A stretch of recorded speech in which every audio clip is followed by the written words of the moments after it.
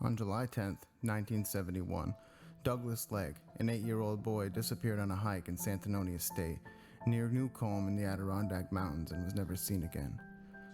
Santanoni Preserve, previously a state, was established by Robert C. Pruin, a prominent Albany banker and businessman. The so-called Great Camps were popular amongst the wealthy industrials in New York as summer retreats, with beautiful mountains, cooler temperatures, and fresh air. Acquiring about 12,900 acres in the town of Newcomb, just south of the Adirondack High Peaks, Pruin employed the renowned architect Robert H. Robertson to design a summer residential complex. It had 40 buildings, a 24-room main lodge, and a model farm. Robert C. Pruin's heirs in 1953 sold the estate to the Melvin family. Myron Melvin Sr., Myron, and his brother Crandall of Syracuse. For 20 years, the Melvins and the extended family used it for their summer vacations. Douglas's mother, May Melvin Legg, was the daughter of Myron Melvin, who along with his brother established the prestigious Syracuse law firm of Melvin & Melvin.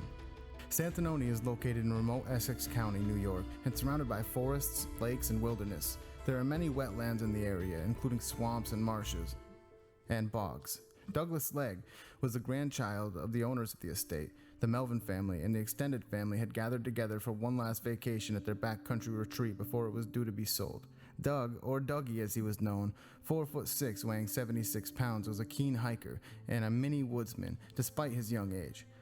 On Saturday afternoon, July 10, 1971, Dougie and his uncle set out on a hike around the Santanoni property. His uncle noted there was poison ivy on the trails and told the reluctant Dougie to return to the lodge and change from shorts to long pants, a walk of around a half mile. He passed his older brother and his cousin about 50 to 60 yards from the main lodge building. He failed to return to his uncle and was never seen again. That evening, as the temperatures dropped, the family called the state police, and locals from the town searched for the body throughout the night in the local area, including Newcomb Lake.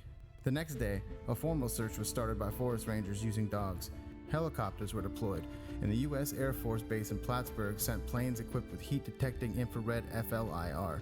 At the height of the search, close to 1,000 volunteers were scouring the area. The wilderness terrain, with swamps and bogs, dense forests, and fallen trees, made the search more dangerous and difficult. It was also hampered by the lack of coordination with no one officially in charge. During the search and rescue effort, the weather deteriorated, with heavy rain and falling temperatures to around 40 degrees, which added to the dangers for Dougie as well as the searchers. A bloodhound found a scent, but it was lost at the edge of a swampy pond, which was subsequently drained and dragged. Nothing was found. Then, sneaker tracks were found about 2 miles away at Ward Pond on the 5th day of the search, but the rain had washed away any chance of dogs picking up a scent. A week after Dougie disappeared, a family hired an elite search team of over 20 mountain men from the California Sierra Madre Mountains. Again, no luck. After 6 weeks, the state police called off the search. In 1993, a woman claimed that Dougie had been kidnapped and killed by her relative, and his body was dumped into a lake in Lewis County. Officials searched the dry lake bed, only to learn that the woman was a psychiatric patient suffering from false memory syndrome. Then around the same time, a man came forward to report to officials that he had come across a small skull and partial skeleton in 1973, which he believed to be human. He and a friend were hunting and became separated as he chased a deer across the peninsula leading to the 21-acre island in Newcomb Lake, approximately a half mile from the lodge. He didn't report it in 1973, he said, because he did not know anything about the case at the time and had been on leave from the Navy for 4 days and not where he was supposed to be. He later reported it when his friend heard the news reports about the renewed search for Dougie based on the woman's false story. The man traveled from his home in Montana to show investigators the area where he found the remains, but unfortunately, they found nothing.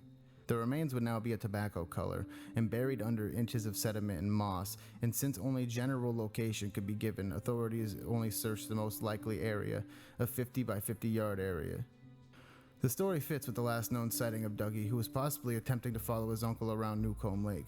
Police had a theory that attempting to follow his uncle, he walked across the peninsula, and thinking he was still following the lake shoreline became disoriented and lost on the island. The island was searched at the time of the disappearance, but it was hampered due to the dense vegetation in the area.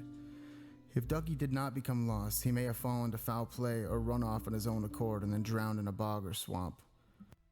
The family, not wanting to return to the scene of the tragedy, quickly contracted the newly formed Adirondack Conservancy Committee of Nature Conservancy to purchase the entire Santanoni Preserve. Furnishings were removed, and the Conservancy then resold the property to the state of New York for incorporation into the State Forest Preserve. For 2 decades, Camp Santanoni buildings were inadequately maintained by the state. Since the intent, as required by the Article 14 of New York State Constitution, was to remove improvements in order to return Santanoni Preserve to a forever wild condition. Today, Santanoni Preserve has been restored to its former glory and is a designated National Historic Landmark, requiring a 5-mile hike to gain access to the buildings from the closest road.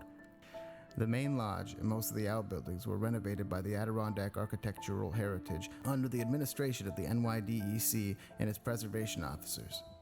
What do you guys think happened?